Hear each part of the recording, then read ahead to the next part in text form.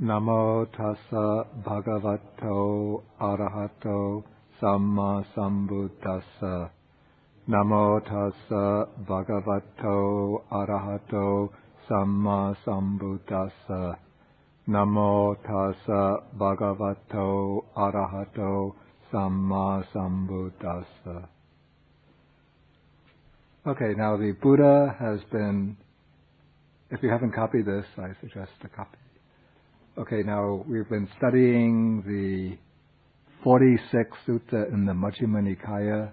This is the Mahādhammasamādāna Sutta, the great or longer discourse on the ways of undertaking things. And in this sutta, the Buddha is explaining four different ways of life.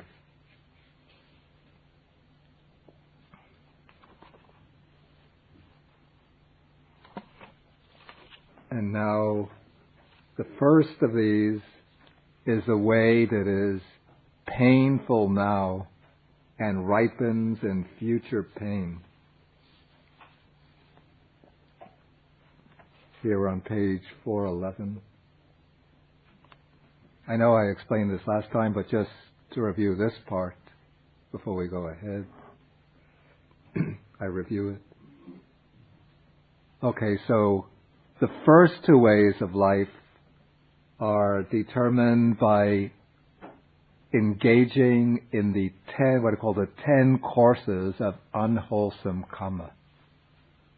Now the Buddha, one of the special faculties of the Buddha, faculties of wisdom, is called the knowledge of the paths going in all directions. It's called Sappatagamini Jnana.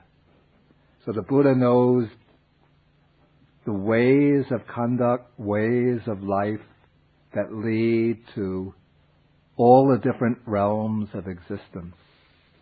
This is one of those knowledges that enables him to fulfill the function of a Buddha.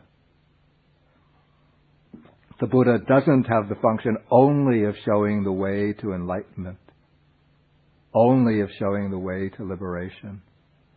But the Buddha, in order to really be able to benefit sentient beings, has to be able to teach sentient beings in accordance with their dispositions, different dispositions and faculties of understanding.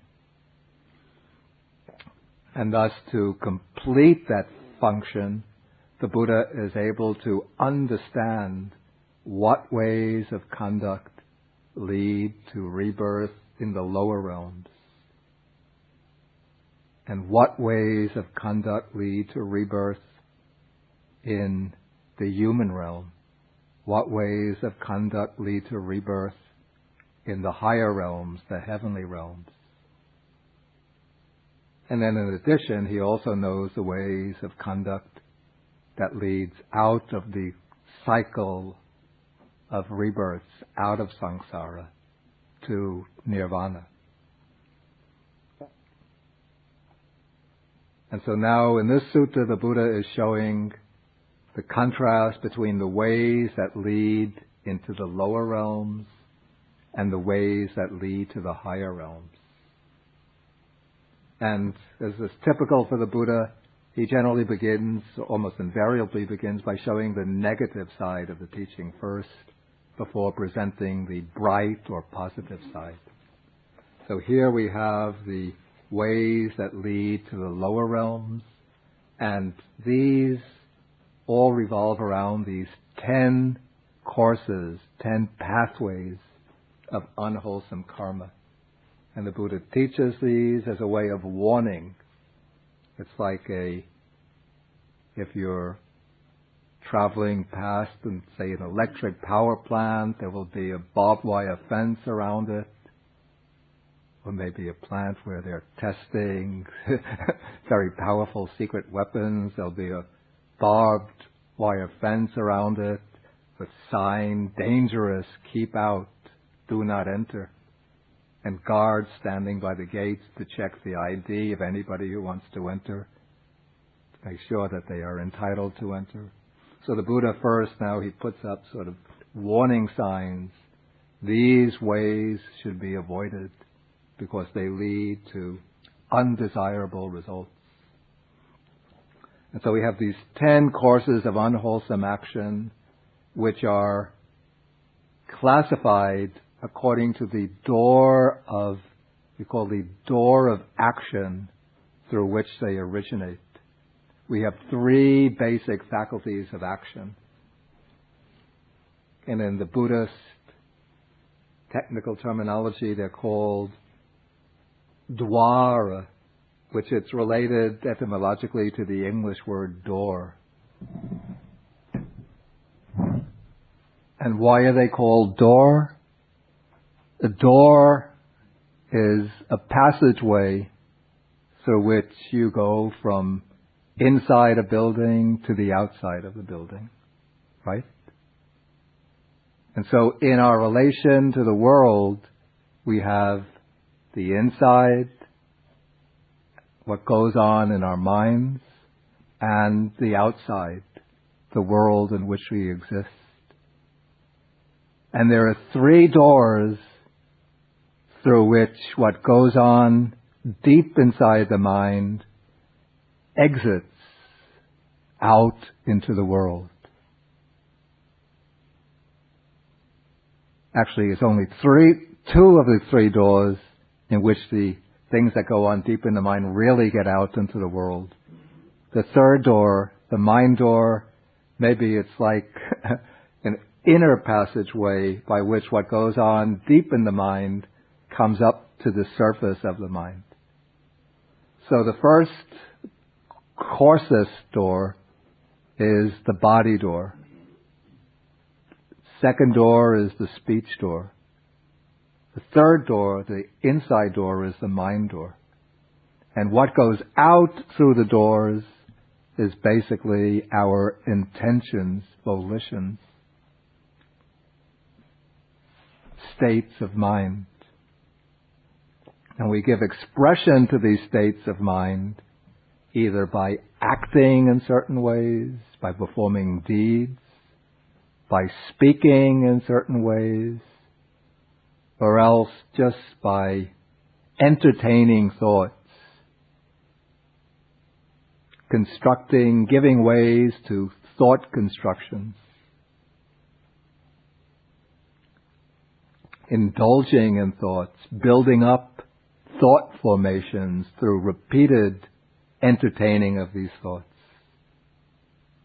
And these thought constructions that we build up again and again act as kind of channels through which we interpret what comes in through the doors of the senses.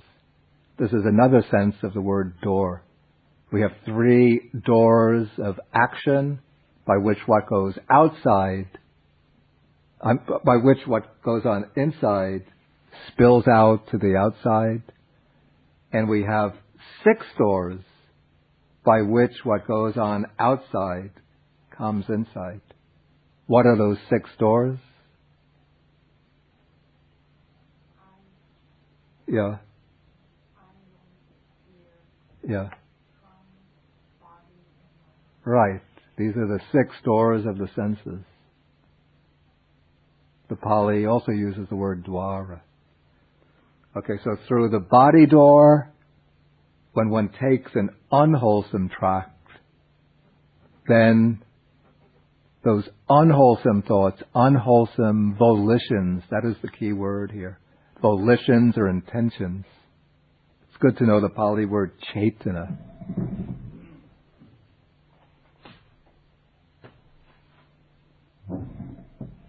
So when there's unwholesome cetana, say violent, angry thoughts, those thoughts can break out in the form of destructive behavior, hurting others physically, abusing them physically through physical violence, and in the strongest case, leading to killing, the destruction of life. Other times, greedy thoughts take possession of the mind. Possessive thoughts. And those thoughts will express themselves in the physical deed of stealing or in some other way misappropriating the belongings of others, taking what is not given.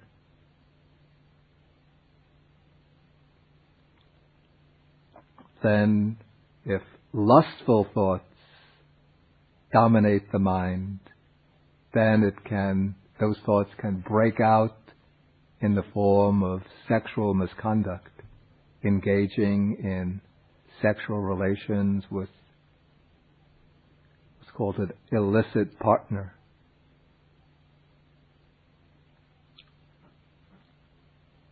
So these are three primary ways in which unwholesome thoughts and volitions express themselves in bodily action.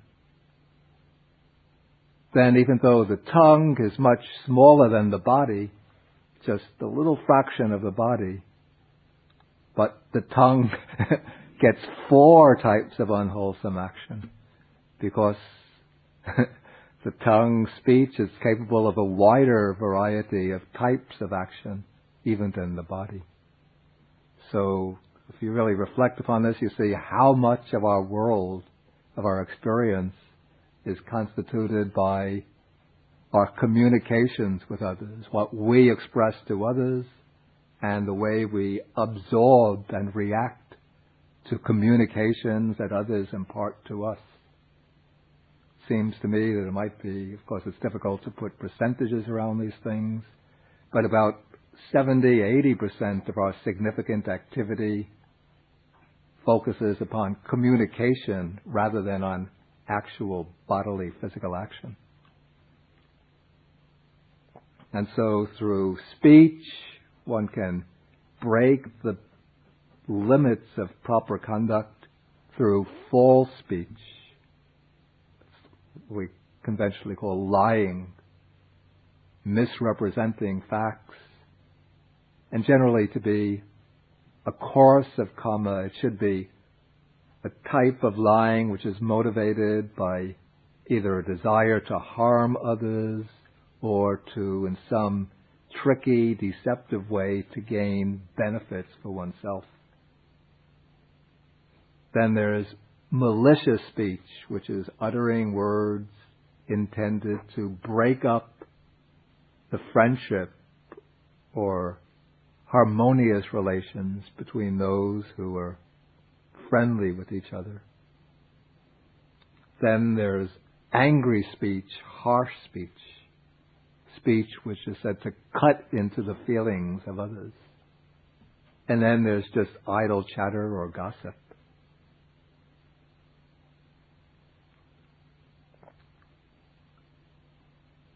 Okay, so those 4 types of actions, those are expressions through the door of speech. Then there are 3 types of purely mental unwholesome karma. These are called, one is called covetousness. It's not a common word in English. I don't even know if it will be found in the dictionary because it's an abstraction from the adjective covetous. But it means, let's say it's greed, which is intent upon gaining the possession of somebody else for oneself. It's not simple greed, not just a desire to possess things or to enjoy some indulgent pleasure, but it's the desire, the wish that what belongs to somebody else will somehow become one's own.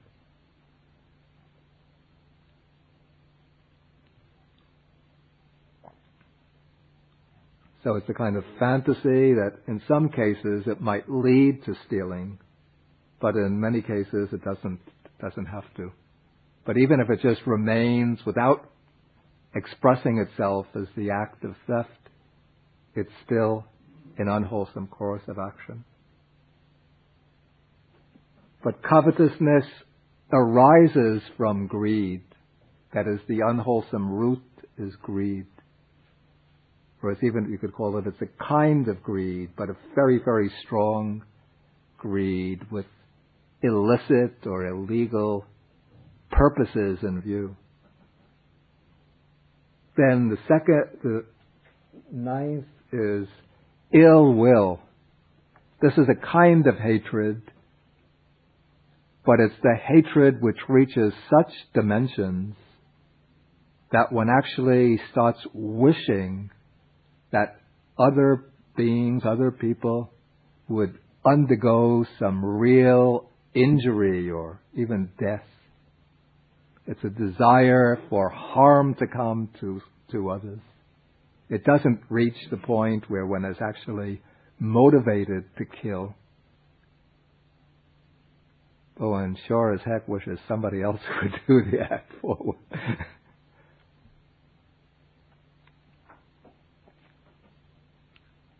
And then the 10th course of unwholesome action is wrong view. But there are many, many types of wrong view, but the wrong view, which the Buddha classifies as an unwholesome karma, is the view that holds that there's no results of ethically significant action. That our karma, that our actions, our karma, will not bring results or fruits that in some way reflect the moral quality of our actions. This we could call a nihilistic view. The nihilistic view. If you remember when we discussed Sutta number 60, we came across variations of this view. That there's no benefit from giving, charity, self-sacrifice, no point in serving one's parents, no need to respect ascetics who are living lives of simplicity and restraint, no good and bad results, no fruits of good and bad actions.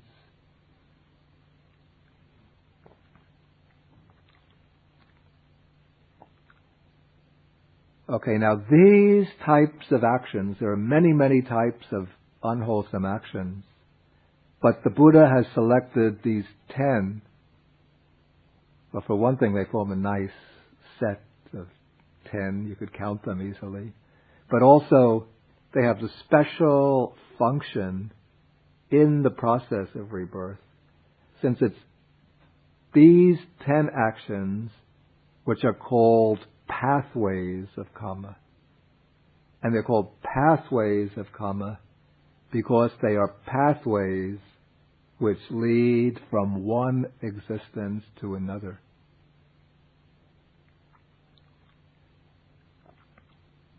They lead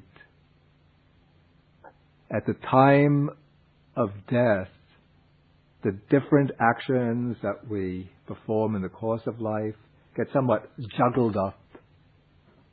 And as death comes closer and closer, one of these actions will take on the special function of generating rebirth.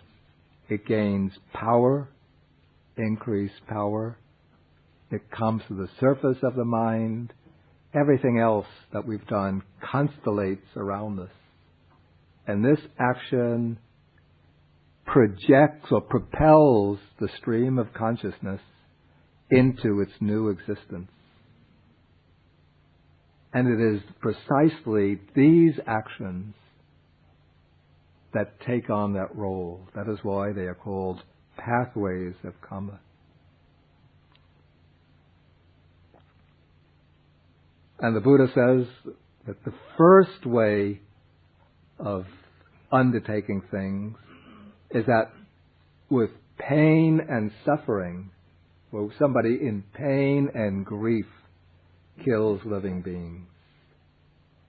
The second way is that the way that is pleasant now and ripens in the future is pain. This is explained that someone in pleasure and joy kills living beings, and he experiences pleasure and joy as a result of killing living beings. Or that where he experiences pleasure and joy that have the killing of living beings as condition. So what this indicates is that even though the 10 courses of action is something which is the same, common to these two ways of life, some people engage in them almost unwillingly, or they have to undergo a lot of pain and suffering. Maybe these are people who have some deep compulsion to engage in unwholesome behavior, some deep compulsion in the mind so that it's unpleasant and disagreeable for them to do this. But for some reason, they just can't stop themselves. Perhaps there are people who are habitual killers,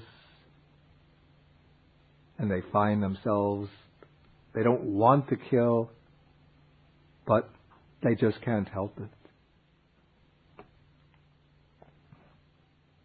Whereas other people find pleasure and joy in engaging in these actions.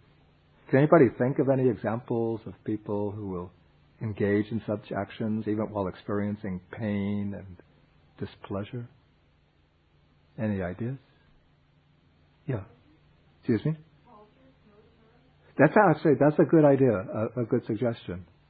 Yeah, a soldier who might be drafted, say, into the army, and so he's terrified, but he's forced into battle, and so he's compelled to kill. And even if he's a person with a conscience, then he doesn't want to kill, but he could be conscripted, or else out of economic necessity, forced to take a job as a soldier.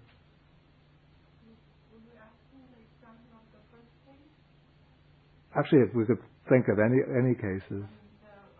Knowing it is bringing pain. Yeah. I think in our daily life, Yeah. in marriage. I don't have experience of that. That's not unusual. Yeah. Knowing we become angry, I'm not contented with my husband is doing it. Yeah.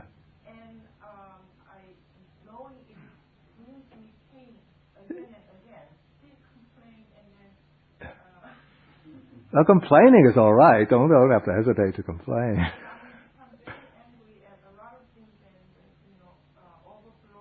Just don't kill him.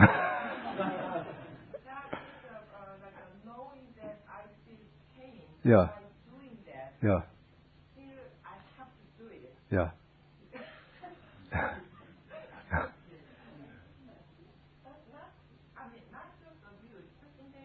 Yeah. Yeah. That's kind of same thing. By not being satisfied with what my husband is doing, it brings me pain. Yeah. But keep doing it. Yeah. Thinking about it and keep punishing me by complaining again and again. And goes on and on. Bring him to the class. I don't do that anymore. Okay. Reverend? I think a lot of times when people work in companies, and companies engaging in some kind of actions that are not agreeable to them, whether it's unwholesome, which they think is violating their ethics, but being a part of that company, must carry out that particular action because they constitute that particular screw, that whole machine. And it's painful, yet they still have to do it. That's a good example. Okay, those who have to are compelled by their company to engage in some kind of ethically questionable action in order that if you want to keep your job, you better do this. Right? Any other examples from daily life? Peter?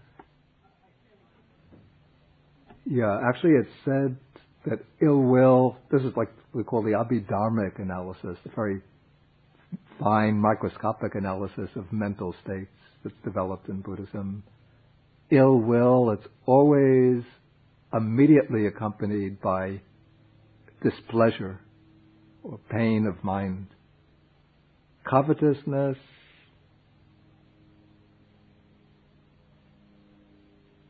what we would say is that the state of mind leading up to covetousness will be a painful state of mind, and afterwards, but covetousness itself, actually it seems to me that one could have covetous thoughts with displeasure in the mind, because one is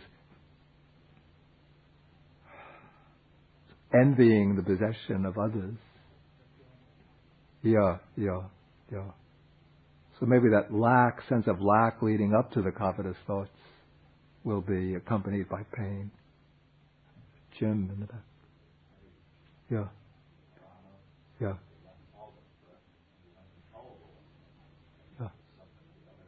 Yeah. Mm-hmm. Mm-hmm. Mm. Yeah. Yeah.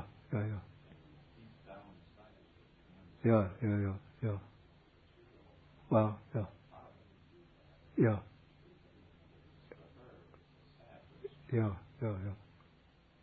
Hey, any other ideas? Yeah, actually that's a good example. Yeah, okay. Somebody has to lie, they have a drug habit, and so in order to satisfy that habit, they have to lie in order to cheat people out of money, or else steal, compelled to steal. Okay, so these are things which are done with an unpleasant frame of mind. So they experience pain and suffering while engaging in these actions. Yeah, that could be the case, yeah. But then there are, the other cases of engaging in unwholesome action with, for some reason, unwholesome action tends to bring more pleasure and joy than pain and suffering. Well, people, they like to go, fishing, hunting, and they get the animal, they see the deer, shoot it, successful hit, enjoy. Or maybe there's the excitement of a bank robbery, great joy and thrills. You succeed in getting away with it, you're driving quickly, and mind very ecstatic, blissful. Particularly if they steal a lot of money and then divide it up, they're very joyful and happy. Then, of course, the sexual misconduct, somebody who goes around, say, seducing a lot of women, married women, then he's enjoying himself. And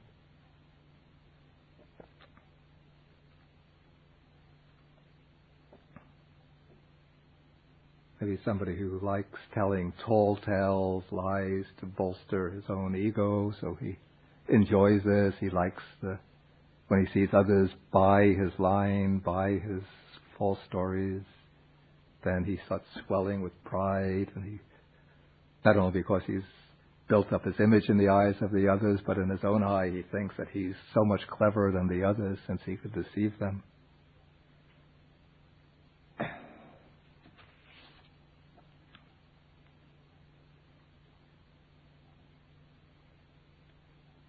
Okay, so we have these two courses, one accompanied by pain, the other accompanied by pleasure. But even that pleasure endures only temporarily. Because when the body breaks up and death takes place, then both of them, if these unwholesome actions take control of the mind at the time of death, then they are reborn in a state of deprivation, in an unhappy destination, in perdition, even in hell. I should explain these terms a little bit. Not very popular these days, except maybe amongst the Christian preachers. But we have to mention it.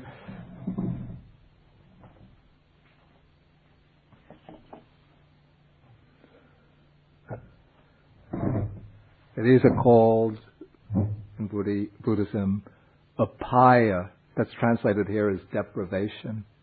It means states which are deprived of happiness.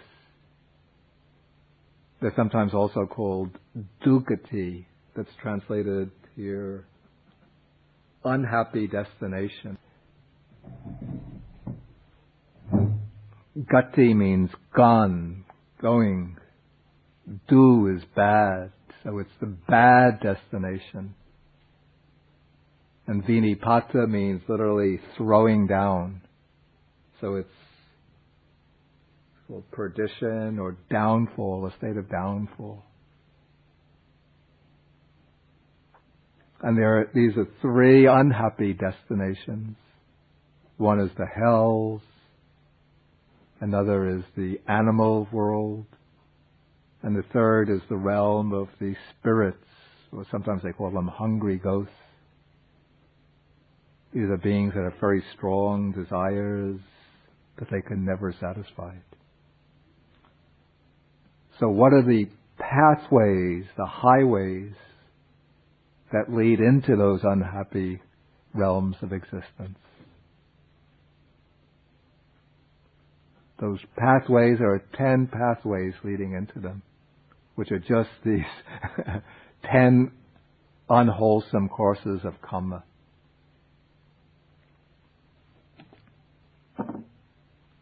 Don't think that this is just fairy tale or mythology or legend. These are really true. I mean, this is repeated by the Buddha over and over again.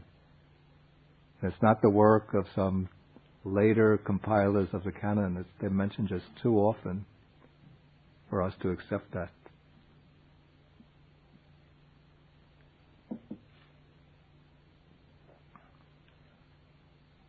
Okay, now the other side of the teaching is the bright side of the teaching. These are the 10 wholesome courses of action, which are just the opposite of the 10 unwholesome courses. This is, here I have them on the sheets that I gave out. First, abstaining from killing, stealing, and sexual misconduct.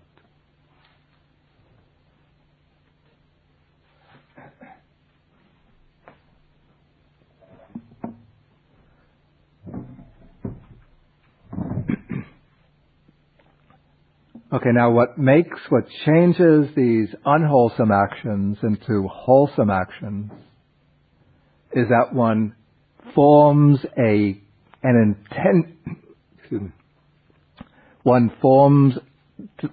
one deliberately forms an intention to abstain from these unwholesome courses of action. It's not enough that just by chance one doesn't engage in them. So of course, it might be somebody has naturally such a pure and good character that he or she is not tempted into these unwholesome types of action. But when we start off on our training to really make ourselves safe and secure, we have to form the intention, the resolution to refrain from these actions. And this intention of refraining, of abstaining, transforms the unwholesome actions into wholesome actions, or rather, we could say the intention of abstaining in each case replaces the unwholesome action with a corresponding type, an opposite type of wholesome action. And so, especially when one is undertaking the observance of morality in Buddhism, we make the determination to follow the 5 precepts. We take a precept to refrain from the destruction of life. That determination, it doesn't mean merely that one is stopping the destruction of life, but that determination itself is a very powerful, wholesome type of karma. which is now, on the one hand, say the preventive function, it's checking the unwholesome action of killing, but it's also lodging itself in the mind as a positive, purifying, wholesome quality. Similarly, we undertake the precept to abstain from taking what is not given, to abstain from sexual misconduct, to abstain from false speech.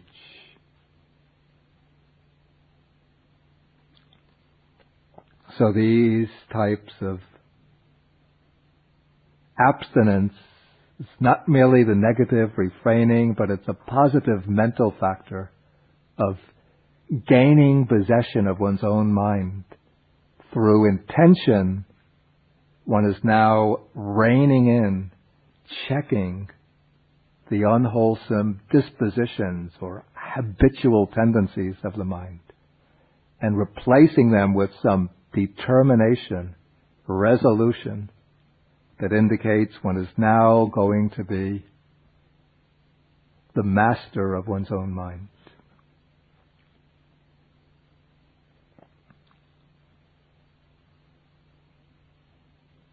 And if one wants to go further with the training, even though we don't have precepts to this effect, but you also determine to refrain from malicious speech, from saying things which divide people. The determination to refrain from harsh or angry speech. Determination to refrain from empty chatter or gossip. So these are 7 types of abstinence. And they form also certain positive factors of the practice. We call one right action, the other right speech. They come in the Noble Eightfold Path. So these 3 become right action,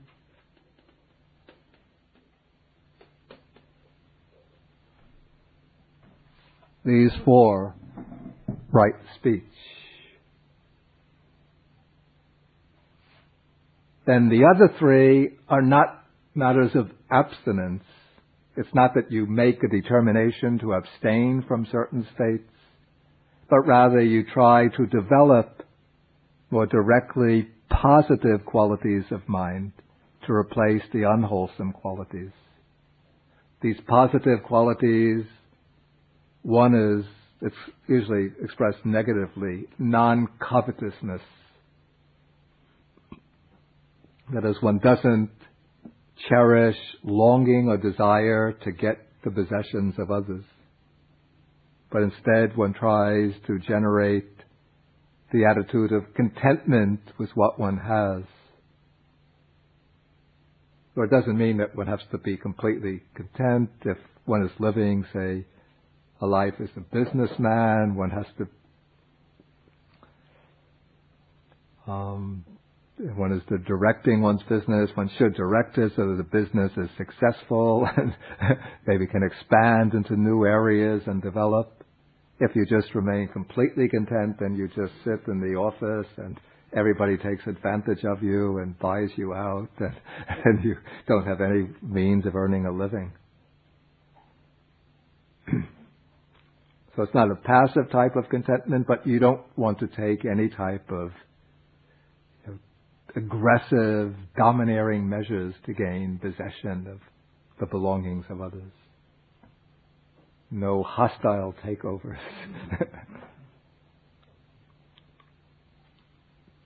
Then, in place of ill will directed towards other beings, you develop goodwill, wishing that other living beings will be well and happy. And then in place of wrong view, the wrong view which denies the karmic effectiveness of action, you develop right view, and you hold very firmly to right view. The right view that actions do produce results. that there is some basic ethical significance, some deeper significance to our ethical actions. I like to think of it that when one engages in unwholesome actions, that the universe itself is saying boo, boo, boo. It's, what do they call that when you say booing the action? And the way it expresses its disapproval is by ensuring that those unwholesome actions bring unfavorable results. And when one engages in wholesome action, the universe is applauding or cheering. And the way it expresses its cheers or applause is by ensuring through the working of the karmic law that these wholesome actions bring happiness and well-being.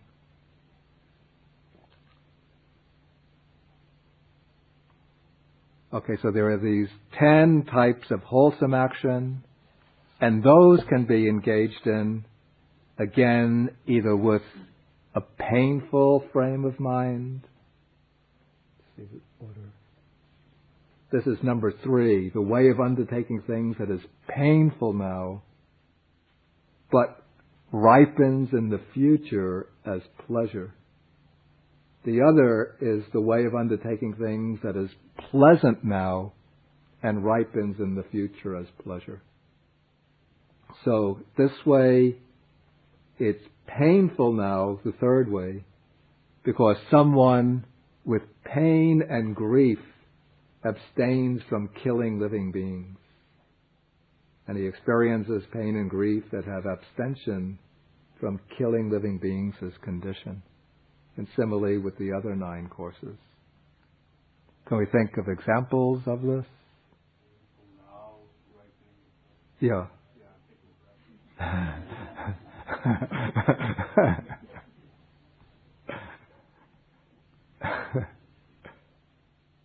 Well, maybe that's an analogy. But let's take something more literally. Any ideas? Yeah. Staying in meditation, you cross your legs, yeah. and it's painful. Yeah. And you just want to uncross your legs. But again, that's a good example, but let's take with regard to the 10 courses of action. Yeah.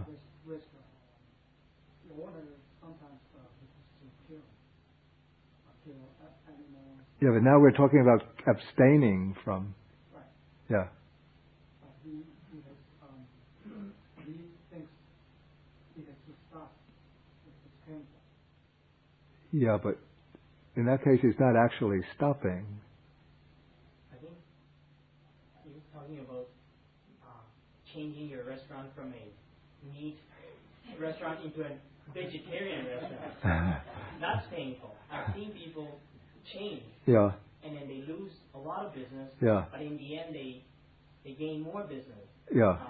They branch into the vegetarian market. Yeah. During the process, it's very painful. Yeah. Okay, it's somewhat more an analogy than a literal. Yeah. Yeah, though I think in this case, the case of disciplining a child, let me just think. It's not actually a case, that's a case of that's a case of what would normally be a unwholesome action, like speaking harshly, but with a good intent. Here we're taking cases of wholesome action, which are accompanied by pain. Yeah.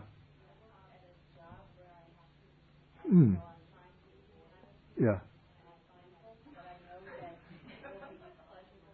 Yeah, okay, that's a good example. Let's just take the first case of killing. I guess in the first case, if someone had killed, let's say, a loved one of yours, you would want to seek retribution and you want to maybe do the same. And then there would be pain that would not go after that, whoever it was. Okay, that's a good example. We have to take it, to make it more specific, that somebody, even though they're tempted to get revenge. But they recognize that this is wrong, and so they're refraining from doing it. I mean, that's an example, though it doesn't relate, it's not something that's on the list of 10 here. I want to take cases that are actually on the list of 10. Stranded in a deserted island. Well, yeah. And then needs to kill, there's no vegetation. Yeah. He needs to kill in order to survive. Yeah. However, he does not kill because he knows that that's unwholesome. Yeah. But he starves, even starves to death. Yeah. And therefore, the rewards is pleasurable, but yet. So that's a rather, again, that's a rather extreme example. But it does happen. I mean,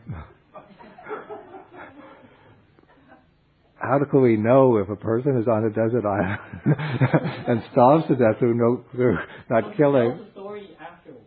But if he starves to death, how does he tell the story? Wouldn't the living things that starve to death as well? Wouldn't the living things that starve to death as well? Yeah. Yeah.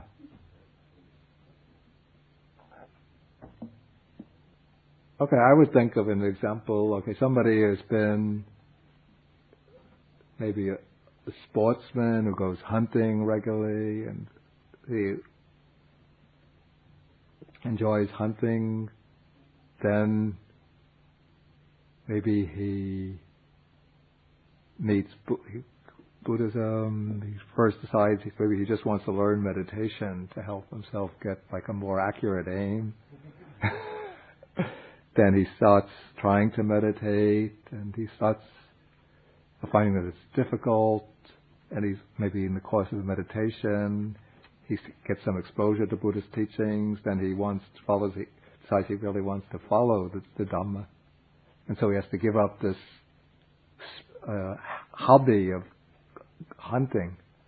And then the hunting season comes, all his friends go hunting, they say, "Won't you come join us?" It's really painful for him on maybe Saturday afternoon, Sunday afternoon. When all his friends go out, he's decided not to go. And so just that refraining, a decision to refrain, is painful. Again, somebody maybe is living in poor conditions and he's used to maybe pilfering the belongings of others, maybe at work. When the boss isn't looking, he'll swipe some belongings of the company, even if there's an open cash register, reach in, take out a few dollars, or cheat the company when doing the books. Then he decides that he wants to, somehow he meets these ethical teachings, that he wants to follow the precepts, and then decides, now I will refrain from taking what doesn't belong to me. And so even though he has to live in difficult conditions, maybe he's a poor person, but he'll remain firm in that determination not to steal. Again, somebody might be called a philanderer, who goes around like he enjoys committing adultery, going with the wives of others. Then again, he wants to observe a wholesome way of life and makes that decision to abstain from sexual misconduct. Then this will cause, again, when that desire arises, the lust arises, but he restrains it, then it becomes painful.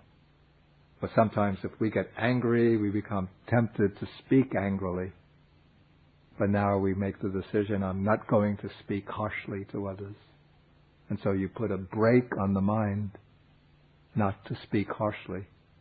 So then you get angry, it's uncomfortable, but you hold firmly to that determination. So then you just watch the anger, it comes up, you don't speak, the anger remains in the mind, but then it gets a little weaker, till it fades away.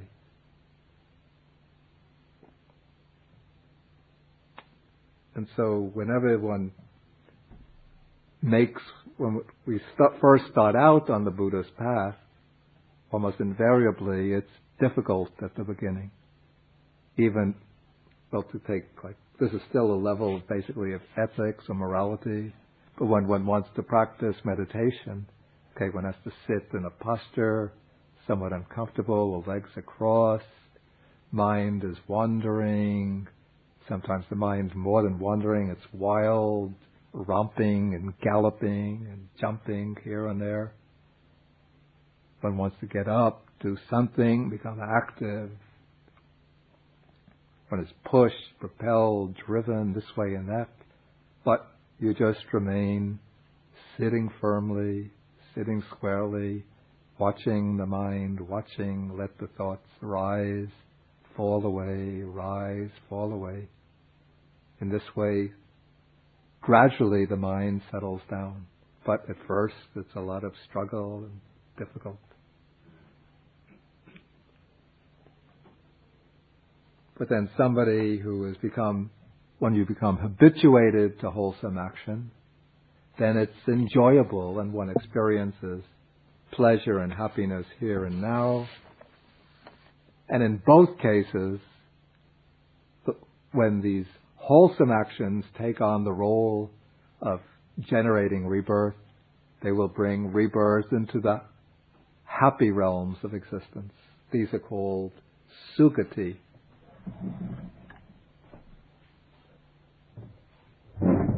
The two heavenly realms are the human realm and the heavenly world, the heavenly realms, of which there are many, many different layers. Okay, so this completes the 4 ways of undertaking things.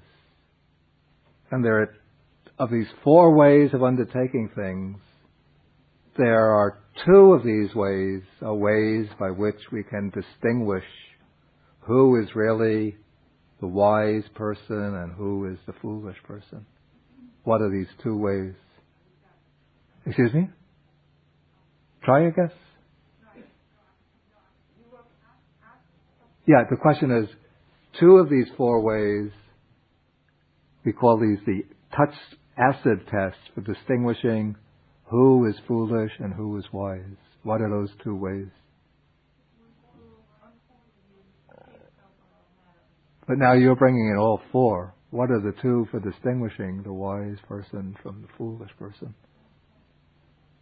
Wholesome versus unwholesome. You have to specify them by way of the 4 courses, according to the names they're given in the Sutta.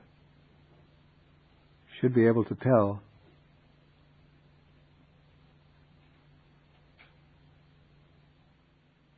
Give a little thought to it.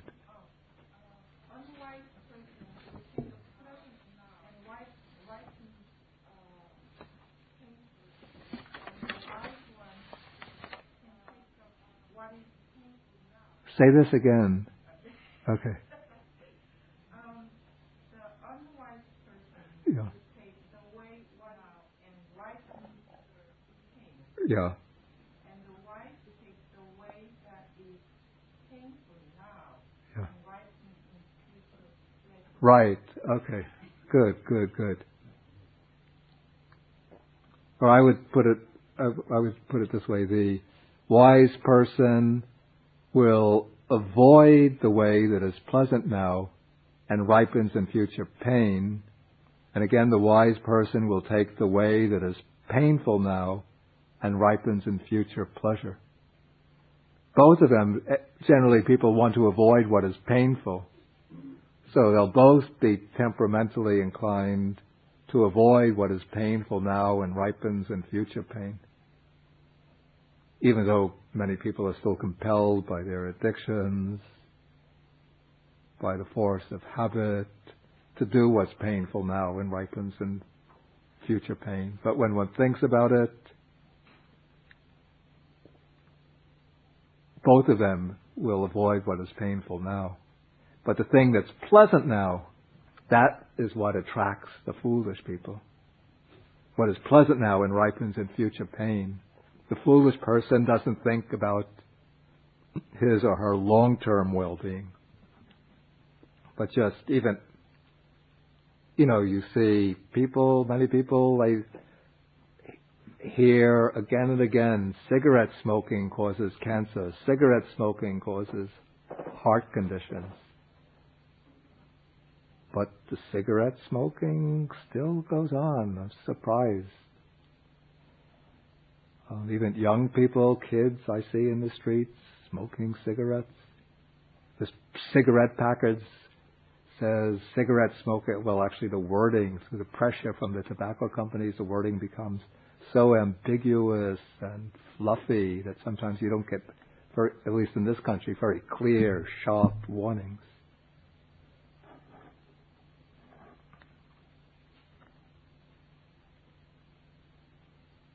But there are such warnings, and still people go on. They're addicted, or taking a lot of sugar, eating fatty foods. People know that this will lead to heart conditions and strokes, but they... Excuse me? The karma. Yeah. The karma that has been going on is that thick. Yeah. Yeah. Okay, so things that are pleasant, enjoyable, sugar-coated, attract, even though inside it brings painful results. And the things that are painful or difficult now, foolish people avoid. But a wise person who really reflects on what brings long-term well-being and happiness will take up what is difficult now, out of concern for one's well-being in the future. So we have to, when we're going to act, we have to really think quite carefully. Okay, and now the Buddha, very often, he caps his teachings with similes. I think this is what we have now. It's one of the best, the ones that I like the best, and the Majjhima Nikaya, quite a long one, to illustrate these four courses of action. We have first the example of a bitter gourd mixed with poison. And a man comes along who wants to live, doesn't want to die, who wants pleasure and is averse to pain. And he's given the warning. People tell him, this bitter gourd is mixed with poison. Drink of it if you want to, but you won't enjoy it. And after drinking it, you'll either die or you will experience deadly suffering. But even though he's given this warning, and even though the drink is terrible, but he's an addict, or maybe he's very much afflicted with thirst, and so without giving any second thought, without any reflection, he just takes it up, drinks it. While he's drinking it, oh, it's terrible. And then after he drinks it, the drink courses through his body, and then in a few hours he's dead. Or else he becomes very seriously ill. So this is like the way of undertaking things that is painful now and ripens in the future as pain. But in the second case, there is a cup with a drink possessing a nice color, very sweet smell, delicious taste, but it is mixed with poison. Then the man comes along. The people tell him, when you drink this, you'll enjoy it, but it's mixed with poison. And if you drink it, then the poison will take effect and you'll die or suffer deadly pain. But because he enjoys the smell and takes a little taste and likes it, so he drinks it, and then he dies, comes to death or deadly suffering. This is like, say, an alcoholic who has been off alcohol for some time. Then a friend pours for him a shot of some high quality wine or Swiss or Scotch whiskey. And so when he gets the smell of it and sees the color, it's very nice.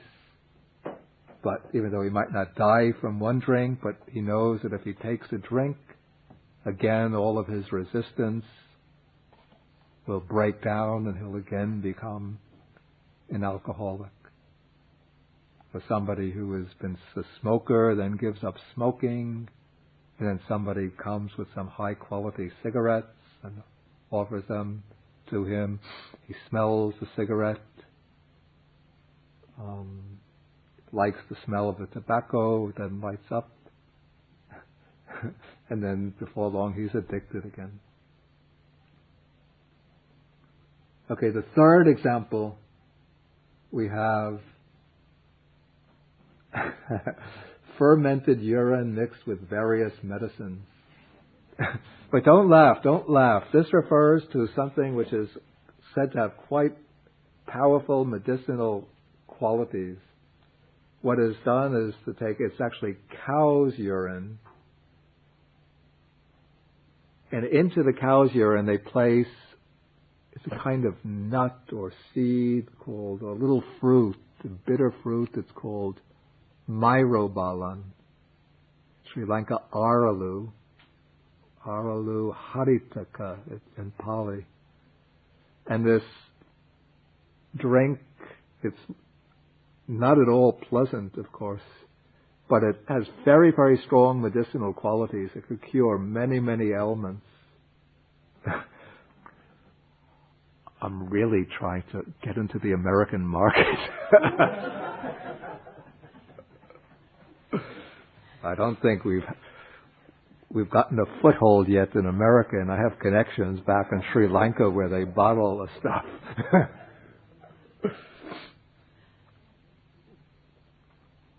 And so this is actually what the Buddha recommended to the monks. He said, if you don't get any other medicine, you just keep a bottle of the cow's urine with the ardalu.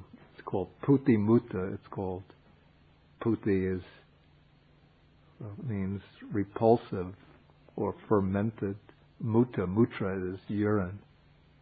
And that this is what the more ascetic monks in the time of Buddha used to use. They would just carry around a container with this small bottle of the fermented urine, and if they ever get sick, they just take some and it will dispel that illness.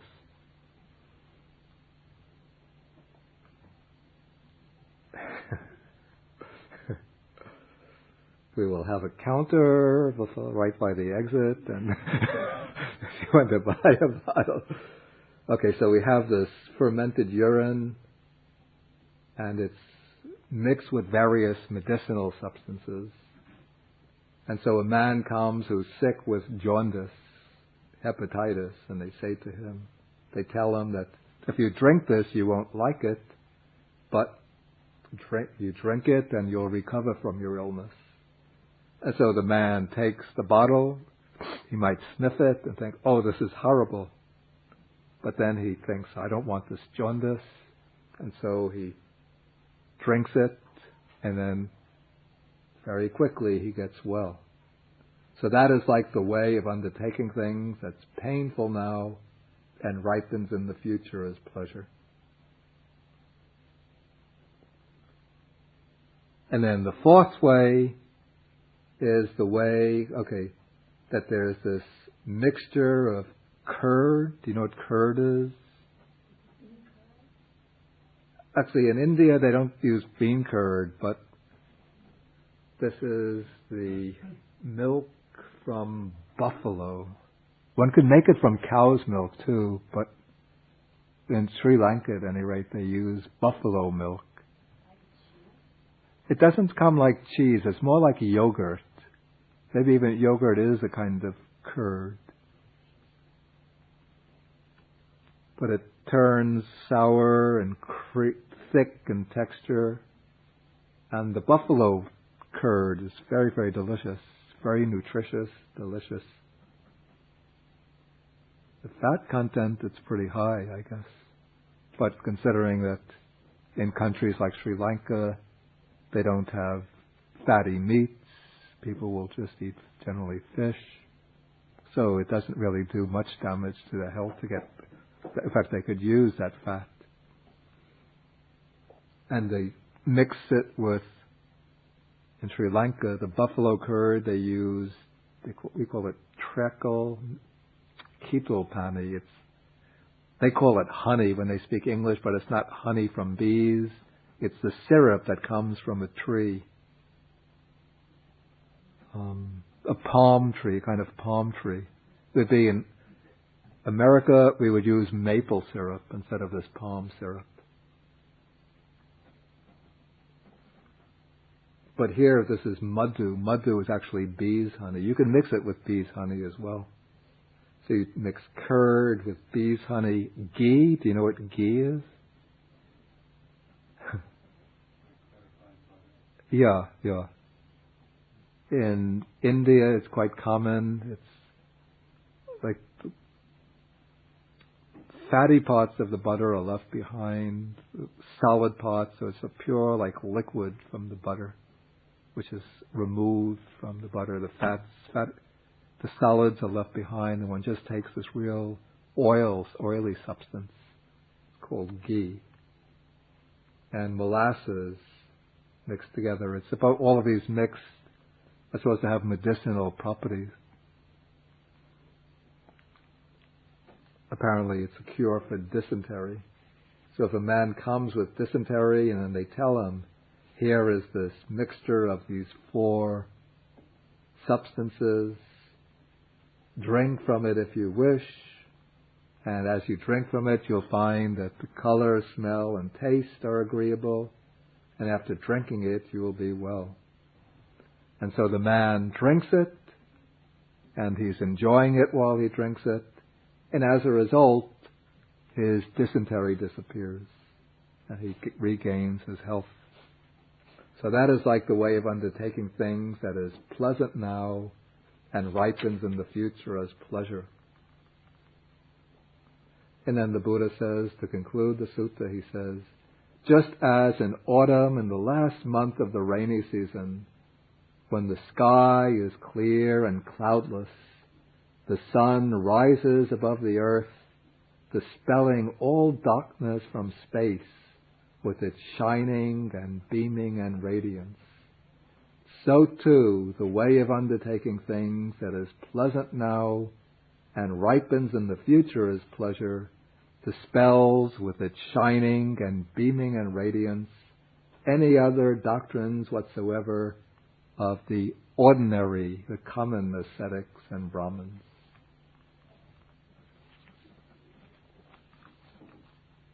Okay, and that is the end of the sutta.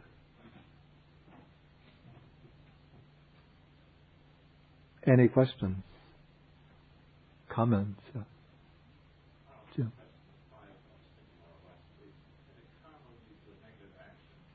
Yeah. How does one, that's a good question. Okay, if one does a negative or unwholesome action, how does one reverse it? In a way, once one performs an action, one can't actually reverse that action itself. That action has been performed and it creates its karma. So that karmic potential is there. But we have to remember that karmas don't exist sort of sealed off from each other in a kind of void. But where they exist is in the mind. And so a karma is an action that's performed, leaves a kind of potential deposit in the mind. But that potential is affected by all the other actions that we perform. And so, say a negative karma, an unwholesome action, still has the capacity to ripen and produce its fruit. But if that karma is in a container with many, the container is the mind, with many other unwholesome actions, then those other unwholesome actions, they reinforce each other. So when an unwholesome action ripens, it becomes stronger, because it's powered by the other unwholesome actions. And so even a little unwholesome action can sometimes, when it ripens, be so strong it will bring much pain and suffering. But if one has performed an unwholesome action, even maybe many unwholesome actions in the past, but one's mind changes, one decides that one is going to follow the path of Dhamma, commit oneself to a wholesome way of life, then one performs many wholesome actions. Then one starts performing these wholesome actions and generating wholesome qualities of mind, and these all have the effect of weakening the unwholesome action. So the action is there, but when it brings its result, that result will be very weak, can be very weak.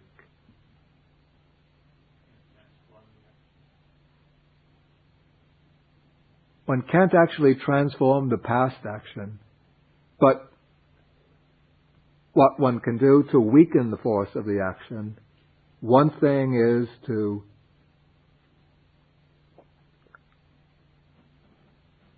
experience regret for the action. Like in Buddhism, we don't encourage feelings of guilt in the sense of self-recrimination. I'm a sinner, I've been so terrible, so awful in my behavior. But one recognizes, yes, I have performed these actions, these are unwholesome actions, and I regret. And then one makes the determination, I'm not going to repeat these actions. So that conscious regret for the action, or feeling, we could say a feeling of remorse, plus the determination not to repeat the action. These are two powerful countermeasures which inhibit the action. They sort of like put up obstacles to the ripening of that action. And then one can engage in wholesome actions. For example, a person has been a thief, maybe stealing, maybe not a major thief, but a shoplifter, enjoyed stealing things in shops when nobody is looking. So now, maybe this happened years ago, so you can't return the articles, but you make a determination to counter the weight of those actions. I'm going to practice giving and generosity. And one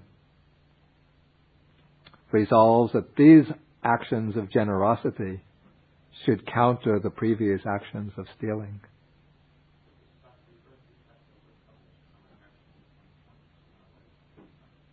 Yeah. Those actions that one has performed throughout one's past, they have the potential to ripen throughout one's future existences in samsara.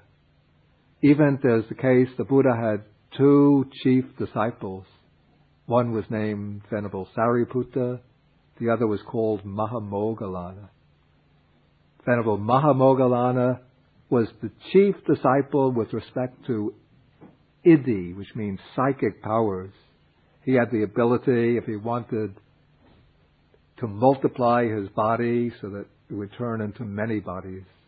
He could appear, disappear, go through walls, mountains, fly through the air, go dive into the earth, visit different realms of existence.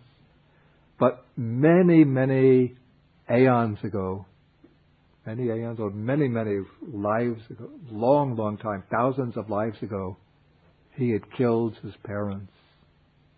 And as a result of that action, that is one of the most terrible actions, it brings a rebirth in hell. So he had been reborn in hell as a result of that. Then somehow, at some later time, he became a follower of a previous Buddha. He accumulated merits and paramis, spiritual qualities over many, many lives, till he had all of the qualifications to become the second chief disciple of the Buddha. But that unwholesome karma of killing his parents hadn't yet fully exhausted itself. And so, in his final existence, a group of brigands. These were hired by one of the rival ascetic groups, spiritual groups, who were envious of the Buddha. They thought Moggallana was they wanted to weaken the Buddha's dispensation, but they realized that they couldn't attack the Buddha himself. So they sent some hired assassins to kill Moggallana.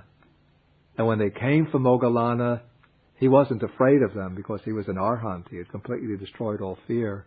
But he wanted to spare them the unwholesome karma of attacking a chief disciple of the Buddha.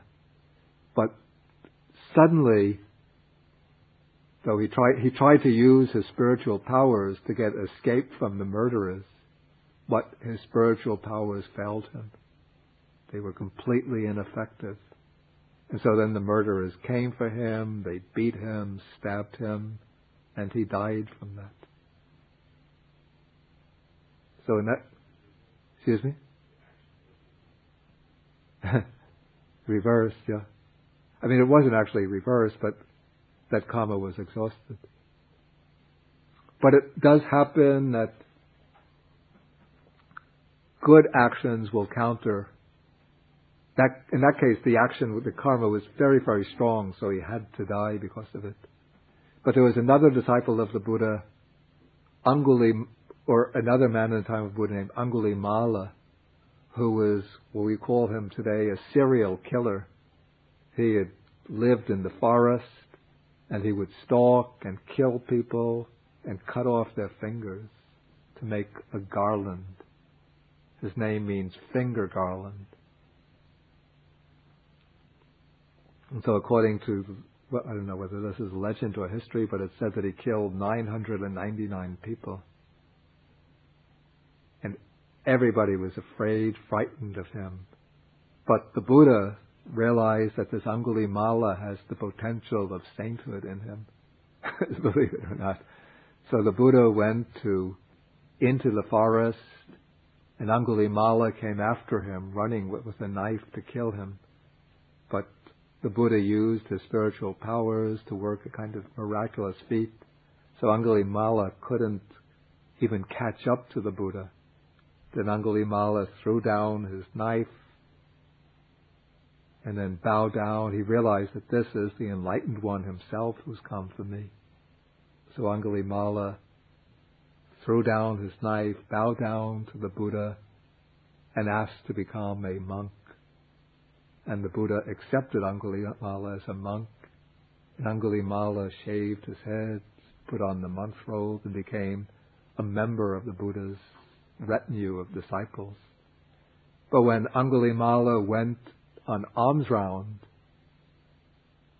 people saw him and recognized him, and they would refuse to give him food. They threw things at him.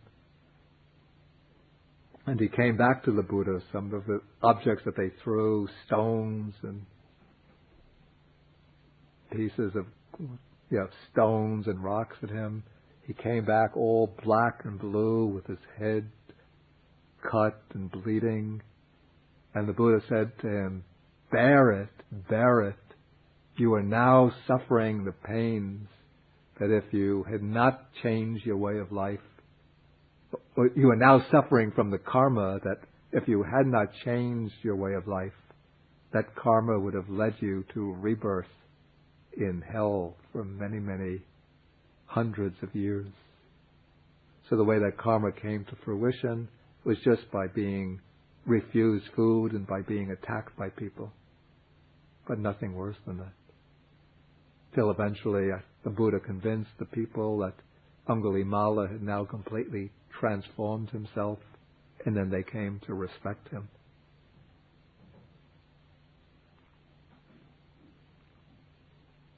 So the way with the unwholesome action, another sutta gives a simile. I think I mentioned this last week, or I did mention it recently. It's like taking a lump of salt, and if we have a bowl of water, we put the lump of salt into a bowl of water, then the water becomes very salty, right? So if you just take a sip of it, immediately you notice the salt. That's like the unwholesome karma in an undeveloped mind. When that karma comes to fruition, then it will produce strong results. But if we take a barrel of water and we put the lump of salt in and mix the lump so that it becomes diffused throughout the water, and then we take a sip of the water, you don't even taste the salt, or just very slight taste. That is like the unwholesome karma in a mind which has been changed, transformed, and is devoted to wholesome behavior, a wholesome way of life. All the wholesome karma, it's like beginning with a little bit of water at the bottom of the barrel. You put the lump of salt in, then you keep on filling the barrel of water, this one bucket after another of fresh water, till the salt gets so dissolved in fresh water that you can barely taste it anymore. Okay, any further questions? Okay, then it's quite late. So next week we come to Kukura Vattika Sutta, the dog duty ascetic. Don't bring your dog to class next week.